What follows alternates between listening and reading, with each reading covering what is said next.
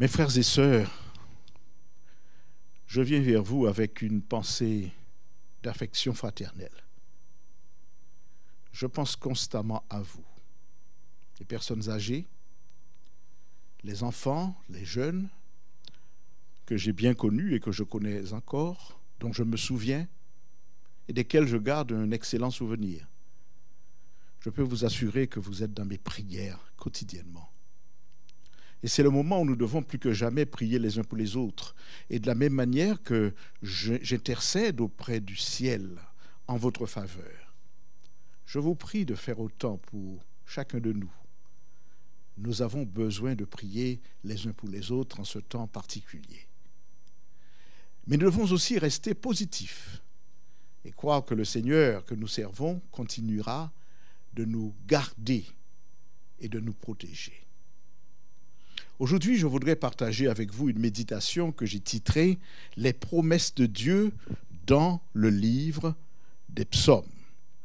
Et au chapitre 94 du livre des psaumes, au verset 17, il est écrit « Si l'Éternel n'était pas mon secours, mon âme serait bien vite dans la demeure du silence. » Si l'Éternel n'était pas mon secours, je serais depuis longtemps dans le silence. Eh bien, nous découvrons ici que le psalmiste vit un moment de confusion totale. Dans la vie de tout individu, il peut arriver qu'à un moment donné, l'épreuve vous visite, cause des situations de stress, quelquefois d'angoisse, et aussi de dépression dans certaines situations plus extrêmes. Dans le cas présent, le danger dont parle le psalmiste vient d'un ennemi. Un ennemi qui oppresse le peuple de Dieu. Et il écrit au verset 3, « Jusque à quand les méchants et éternels, jusque à quand les méchants vont-ils triompher ?» Et d'ajouter au verset 5, « Éternel, ils écrasent ton peuple, ils humilient ton héritage. » Évidemment, la vie de ce serviteur de Dieu est elle-même menacée.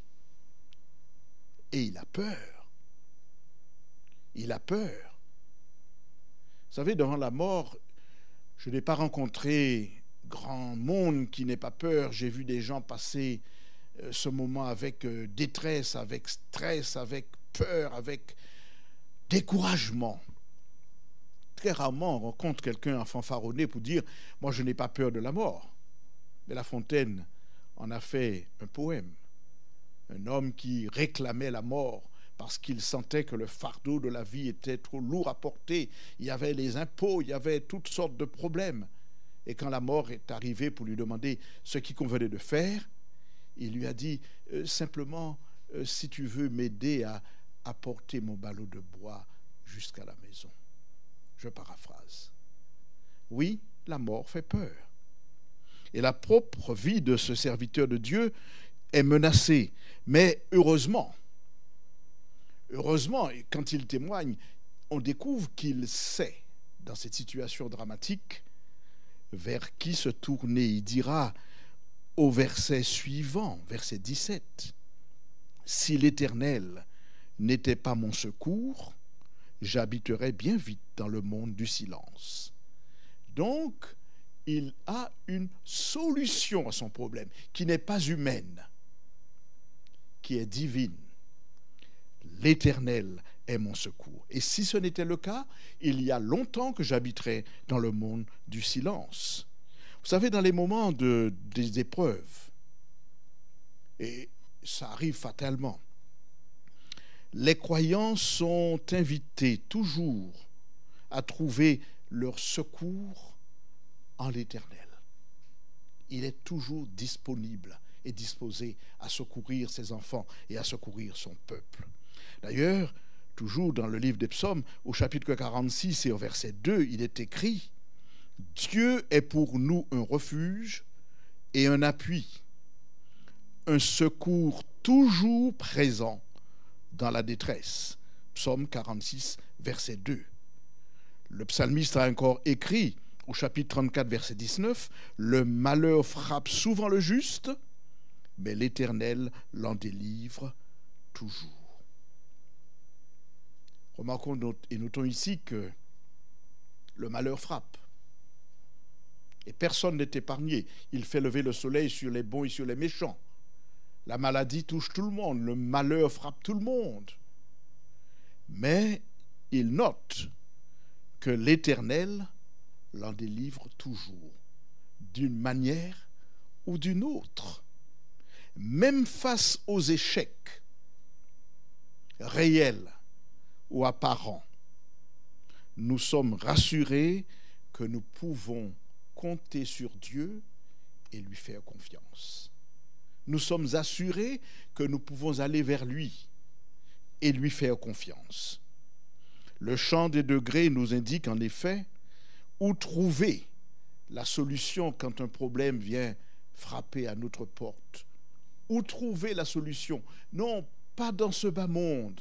La solution n'est pas au milieu des hommes. On peut chercher par-dessus la terre. La solution ne se trouve pas au milieu des hommes. La solution se trouve en haut. Et c'est pourquoi il écrira au psaume 121 premier, « Je lève mes yeux vers les montagnes. D'où me viendra le secours? Le secours me vient de l'Éternel qui a fait les cieux et la terre. » Notez bien que le secours vient de l'Éternel, mais il est précisé qui a fait les cieux et la terre. Par conséquent, il a le pouvoir de créer les cieux et la terre, à plus forte raison, le pouvoir d'intervenir pour apporter une solution dans la vie de ses enfants. Et comme toujours, le secours vient de lui, eh bien, nous avons cette assurance que nous pouvons nous confier en Dieu, avoir confiance dans le jour de l'épreuve et ne pas avoir peur. Il est très important, bien-aimés, que nous n'ayons pas peur, car la peur est paralysante, destructrice. Elle nous enlève le sommeil et quelquefois nous détruit avant même que nous n'ayons à faire face à une réelle difficulté. De sorte que quand la difficulté arrive, nous n'avons plus les mêmes énergies et la même force parce que nous sommes déjà épuisés. Confiance, faire confiance à Dieu. Aller au-devant de lui avec un cœur sincère, comme il nous invite à le faire, car le psalmiste déclare qu'il irait bien vite vers le silence de la mort si l'Éternel ne l'en avait pas délivré. Par conséquent, pas un cheveu ne tombe de notre tête sans la volonté ou la permission de Dieu. Quelquefois, ce n'est pas sa volonté, c'est au moins sa permission. Et quand on ne va pas jusqu'à la mort, nous pouvons considérer les angoisses ou les situations paralysantes. Et voilà ce qu'il écrit dans ce psaume 94, verset 19. « Quand mon cœur est agité par une foule de pensées, tes consolations me donnent la joie. » Une foule de pensées négatives. Le cœur est agité, troublé. Mais tes consolations me donnent la joie. L'Éternel vient porter une consolation qui rassérène et qui redonne la joie, car le chrétien est appelé à demeurer joyeux au milieu des épreuves de la vie. Où donc se situe le point d'appui du psalmiste, qui doit être également celui du croyant, qui doit être votre point d'appui, le mien, celui de tous les enfants de Dieu. Au verset 18 du même psaume 94, il dit, quand je dis « mon pied est en train de glisser », ah, ça c'est un aveu de faiblesse. Glisser signifie avoir des doutes, le découragement.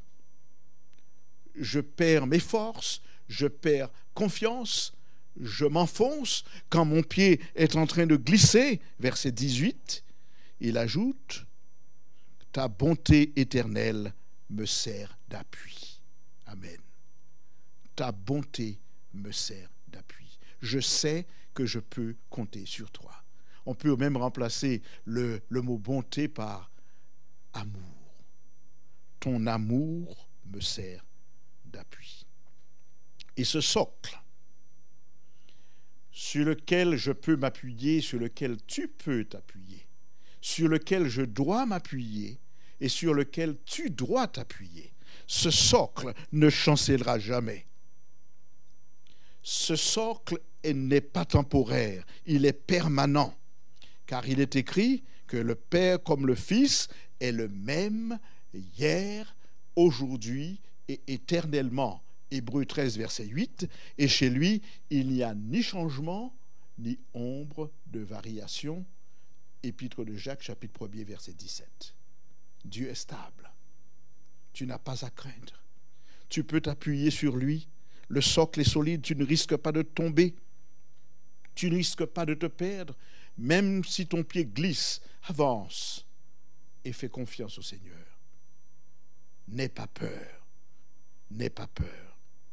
Vous savez, bien-aimés, le temps de détresse et d'angoisse qui est devant nous exige une foi capable de supporter la fatigue, les délais et la faim. Une foi qui ne doit pas faiblir en face des épreuves, tirées de Tragédie des siècles, page 546. Les épreuves sont là devant nous et elles continueront. Certaines personnes s'imaginent qu'après le déconfinement, la vie repartira comme avant. Non. Le déconfinement est un acte politique pour permettre à la vie sociale, à la vie économique de démarrer de nouveau. Je ne porte ici aucun jugement. Mais le problème du virus demeure. Et il faudra rester vigilant, mais toujours continuer à compter sur Dieu. Nous pouvons donc nous appuyer sur lui en toute sécurité, car le danger qui nous guette est le plus grand de tous, c'est un manque de foi. Le danger qui nous guette le plus, c'est un manque de confiance en Dieu, qui peut se traduire par une distance barrière que nous mettons entre Dieu et nous. Mais celle-là n'est pas nécessaire. Il n'est pas nécessaire d'avoir une distance barrière entre Dieu et nous parce que nous ne risquons dans aucune façon de le contaminer par le virus du péché. Et lui, par contre, il est en mesure de nous apporter le baume qui peut guérir le virus qui est plus puissant que le Covid-19, le péché. Son baume et son médicament, son vaccin, on l'appelle comme on veut, est plus puissant que tous les traitements que l'on pourrait imaginer pour nous délivrer de la puissance du péché. Mais bien-aimés, n'ayons pas peur. N'ayons pas peur non plus de nous approcher de Dieu, mais au contraire, il nous invite à le faire en Hébreux 4, verset 16.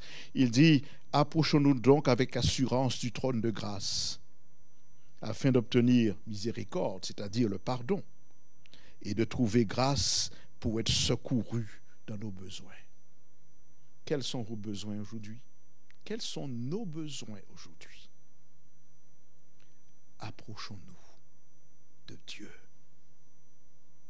Approchons-nous de lui dans la prière, dans l'étude de sa parole et en toute confiance. Aussi nous avancerons, les troubles viennent, les troubles vont, mais en Jésus, continuons à nous confier et que Dieu vous bénisse tous. Amen.